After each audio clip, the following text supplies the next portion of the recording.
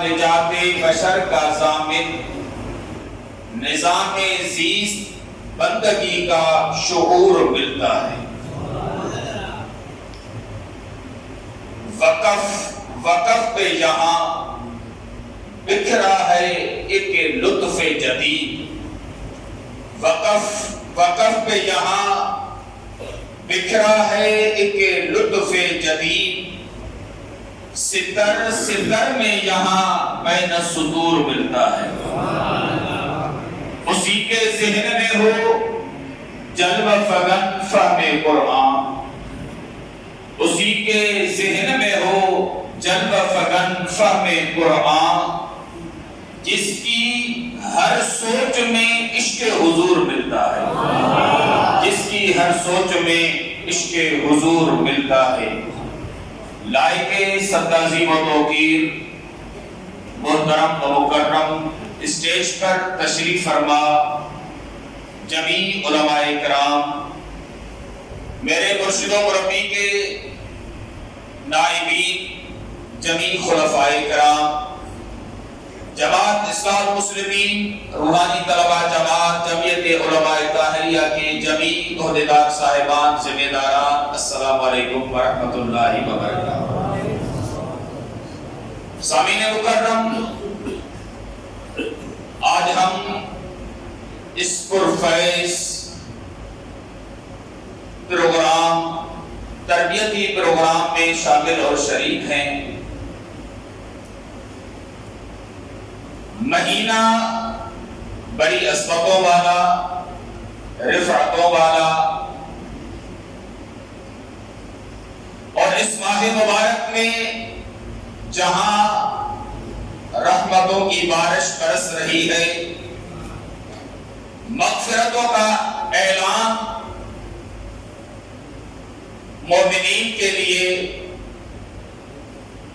سنایا جا رہا ہے، وہیں پر ایسی فضا میں، ایسے ماحول میں مرشد و مربی غوث الزمان حضرت قبلہ وقابہ سیدی و مرشدی حضرت محبوب سجن سائیں دامت برکات العالیہ کا اپنے نسبت رکھنے والوں پر یہ کرم نوازی اور مہربانیاں اور فیض کی بارانی، یہ ساری چیزیں جب ملتی ہے تو عشاق کے دل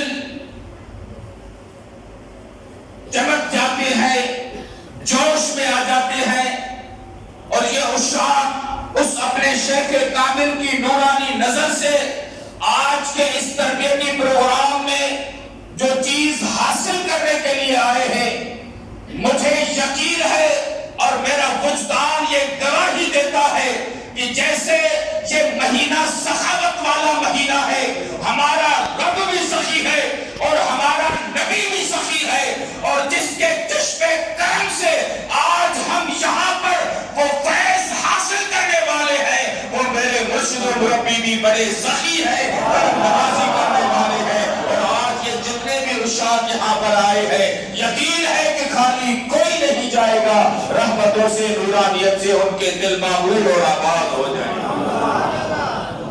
حکم ہوا ہے درس قرآن کا، مہینہ چونکہ رمضان کا ہے، رمضان اور قرآن کا آپس میں بہت بڑا گہرا تعلق ہے۔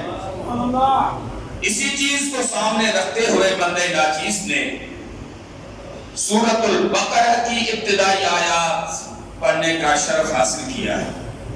بڑی مشہور و معروف آیات ہیں، آپ لوگوں نے سنی ہوگی، اور مجھے یقین ہے کہ اکثر کو یہ آیات یاد بھی ہوں گی۔ انہی آیات کے متعلق کچھ باتیں گوش گزار کرنا چاہتا ہوں، مختصر ٹائم کے اندر چند باتیں عرض کر کے اپنا بیان ختم کروں گا۔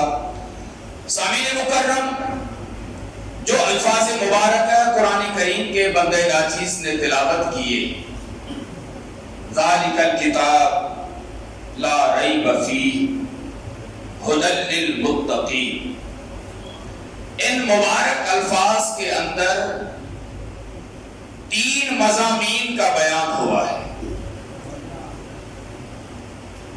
سب سے پہلے ذالک الکتاب کے اندر عظمت قرآن کا بیان ہے، ہے لا ریب فی. لا ریب فی کے اندر صداقت قرآن کا بیان ہے، اور اس کے بعد ہے ہدی للمتقین. یہ جو جملہ ہے قرآن کریم کا، اس کے اندر مستفیدین للقرآن، قرآن سے جو فائدہ لینے والے لوگ ہیں ان کا بیان ہوا ہے. تو یہ تین باتیں ہیں جن کا ذکر، تین مضمون ہیں جن کا بیان ان مبارک الفاظ میں آیا ہے: عظمت قرآن، صداقت قرآن، اور ان لوگوں کا بیان جو قرآن سے فائدہ لینے والے ہیں. اللہ رب العالمین نے فرمایا ذالک الکتاب، یہ عظیم الشان کتاب ہے، عظمتوں والا کتاب ہے. یہ جو مبارک جملہ ہے اس کے اندر عظمت قرآن کا بیان ہے. اور کیسے عظمت بیان ہوئی؟ علماء کا جمع غفیر ہے، بڑا مجمع علماء کا یہاں پر بیٹھا ہوا ہے.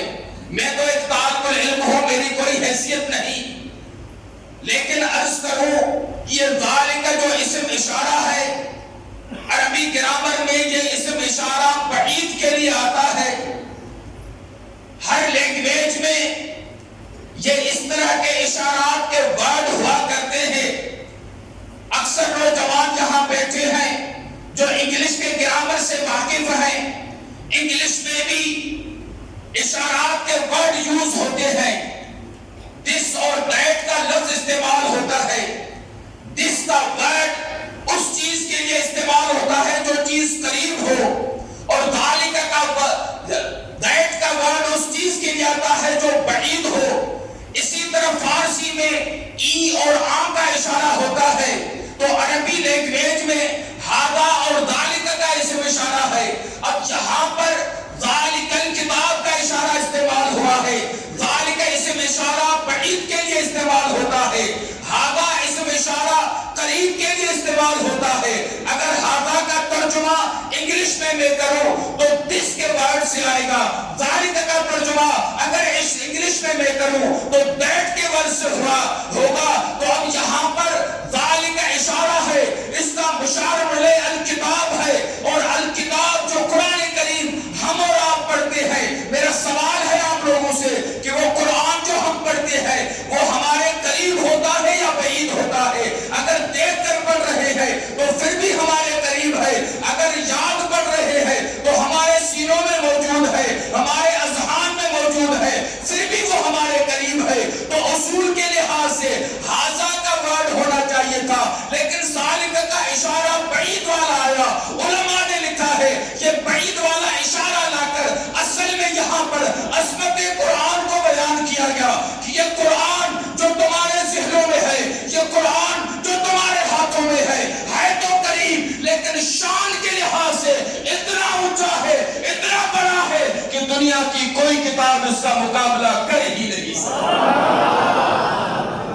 ذالک الکتاب، یہ وہ عظیم الشان کتاب ہے.